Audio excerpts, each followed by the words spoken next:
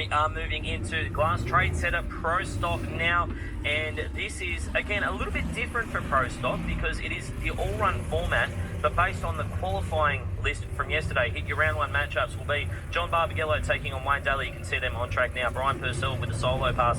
Nino Cavallo and Scott Porter to do battle. Chris Soldatis will take on Omar Sedmak. Further down the list, Aaron Tremaine and Mario Polito will race off, and the final pair will be Robert Deckett taking on Clint George.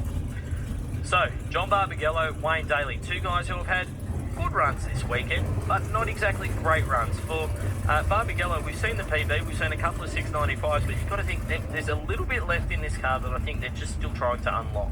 Oh, I think you're correct there, mate. I think of this pairing, though, the car that probably can improve the most is probably Wayne Daley. They've probably missed it a little bit more than Barbagallo so far this weekend. They've been focusing on that first 60 feet. They've been getting a little bit slow to the 60 foot around the 102 region. You want to get down to the 100s at all times in Pro Stock. You know, 100 even sub 1 second.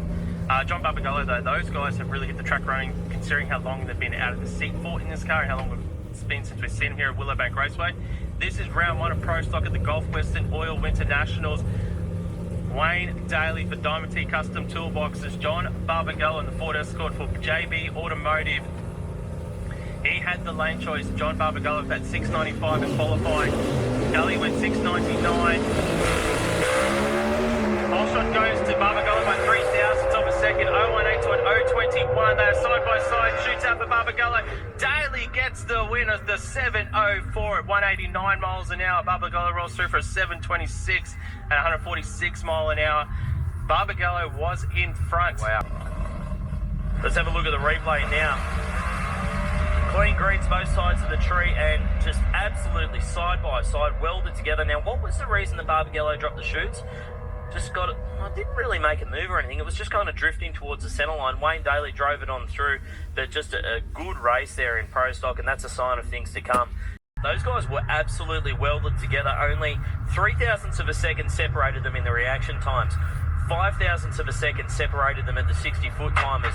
Only 3 thousandths of a second separated them at the 330-foot timers. At the 8 mile mark, it was only just on 5 thousandths of a second. That was a seriously good race all the way through. Unfortunately, Barbagallo had some problems at the top end of the racetrack, had to drop the chute early, but that was a great way to kick off Pro Stock. And Bronny's at the top end of the racetrack with our first winner in Pro Stock, Wayne Daley. Yeah, congratulations, Wayne. Good job. Well, you get the maximum points, I should say. Yep, thank you very much. It was a good race. Love racing with John. We always go well together. And it's going to be a competitive class this weekend, and I'm sure we're going to fight to the end. And just quickly, John, the commentators thought you might have pulled the chutes early for safety, but no, another reason. Yeah, well, it was a driver factor. It's happened to me twice this weekend. I've just pulled my hand across from the shifter and touched the button. Round one, you found yourself up against old mate John Barbagallo. Always a good race between you two. Yeah, me and John, we've been friends for a very long period of time. We've raced each other numerous times over the years, and I always know it's going to be a good race when he's in the other lane. And a little bit fortunate for us on that particular run. He bumped the parachute, which he disappeared out of my sight at that point. And that was the round one, and we won that one, obviously. Yeah, 7-0, I think, but you still clicked it pretty early. Yeah, we clicked it at 6.7 seconds. He disappeared because his chutes were out, and I'm trying to be fairly conservative on the engine because I'm still learning a bit about the fuel tune-up, and I'm sort of being protective of hurting it and making my tuner guys looking bad. Moving into Pro Stock. Couple of Dodgers rolling up to the line here, something that we haven't said for a little while. Wayne Daley in the Diamond T Products Dodge Avenger taking on Omar Sedmak in the Dodge Stratus, who got his first ever round win in Pro Stock in that first round of racing. That he did. Omar Sedmak with a huge upset over Chris Soldatis in that first round of racing. So the high points man was Aaron Tremaine after that first round, 27 points. Brian Purcell in second with 26. That's a great bounce back from form. Clint George in third as well. Wayne Daley, Omar Sedmak, Nino Cavallo, Robert Deckett down there right in the number 7 spot after running low ET of the event so far. But the red light that put a line through his chances. You got Mario Polito, Scott Porter and Chris Soldatis at the bottom of the field. If I said to you that Robert Deckett and Chris Soldatis would be in the bottom half of the field without a round win to their name so far. I don't think you would have believed me, Mark. Absolutely not. But on track, Omar Sedmak and Wayne Daley. Daley had a win in round 1. Comes into this round of racing 4th in the points for the Daley points here in Pro Stock.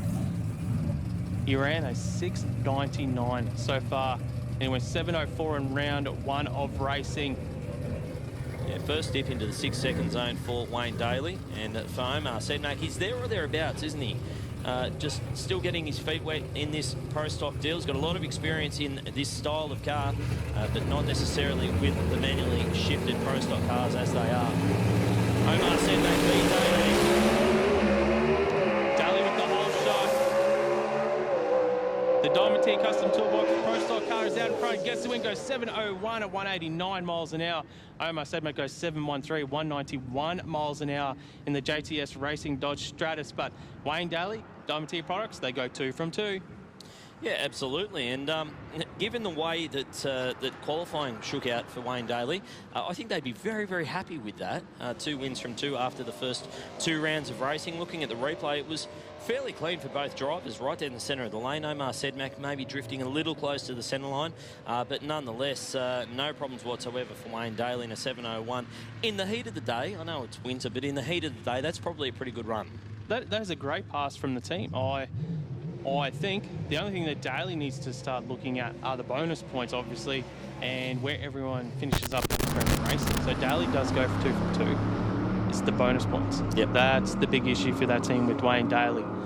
So despite having 2 wins from 2 starts, you missed the final by 1 lousy point. Yes, that's down to my fault, driver error. I've been shutting the engine off about 6.7, 6.8 seconds into the run, telling myself I need to go and have another look where the finish line is.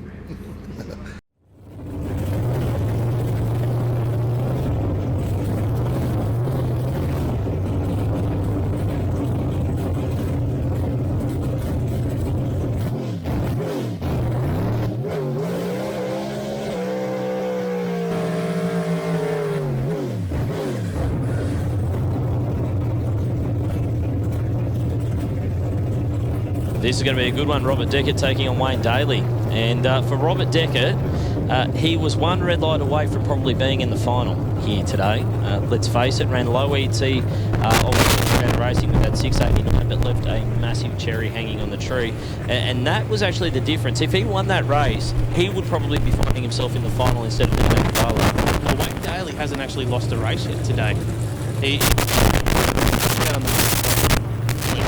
And that's what we talk about, how critical these bonus points are when the low ET of each round. Daley misses the final by 1 point, finds himself against Rob Deckett, the here at Willowbank Raceway this weekend in Pro Stock. Yeah, 100%. And for Wayne Daley, I mean, the car has been running okay. I mean, he got into the 6s with that 699, but it's really been a case of the driver having to do his job. He's got to be sharp on the tree. And when you're lining up against a guy like Rob Deckett, who on paper has probably got maybe half a tenth, based on the current performances that we've seen so far this weekend, the conditions that we're faced with right now in this final session of the all-run format for Pro Stock are probably the best of the weekend, to be honest. I think you're right, especially with the track getting better and better each day. Right now, for Pro Stock, this is it. This is the time for the fans. Oh, Daley's gone too early. Daley, he took a shot at the tree. Wanted that through Deckett off a little bit. He only goes a 7.01 at 196 mile an hour. I don't think Deckett had the full revs up there when he launched because it was slow in the 60-foot 102.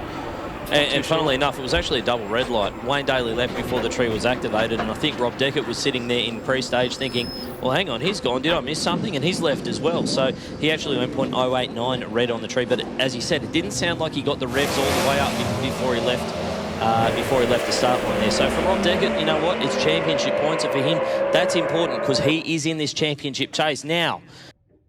No, it was a start line problem. I haven't red lighted in, I can't remember how long. And I thought I got it right, but when you look at it on the replay, I got it real wrong. Hey, at least there wasn't a gold Christmas tree at stake. No, and that's one thing. If it had been at stake, I'd have hated myself for a long time, I can tell you. So overall, for Wayne Daley Motorsport and the Diamond T Dodge Pro Stock team, I mean, it's been a pretty fun weekend though. It has. We've had a good time for the last 2 weekends and all the lead up to the Winternationals. I like coming here. You're buggered by the end of it, there's no doubt about that. Packing up is the worst part because you know the fun's all over. $64 million question. What happens from here? Yeah. That's all I can say right now. Give me some time to think about it. Diamond T Custom Toolboxes create storage solutions for trade and work vehicles, including underbody and drawer units. They can also create the perfect toolbox for your camper or caravan. There's hundreds of stock designs, or they'll custom build for your individual needs. They use only heavy grade, quality material. They're Australian, made tough to do the job, and come with a 5-year warranty. Don't be disappointed by inferior imported products. Go to the website diamondtproducts.com to find the Diamond T custom toolbox that's right for you.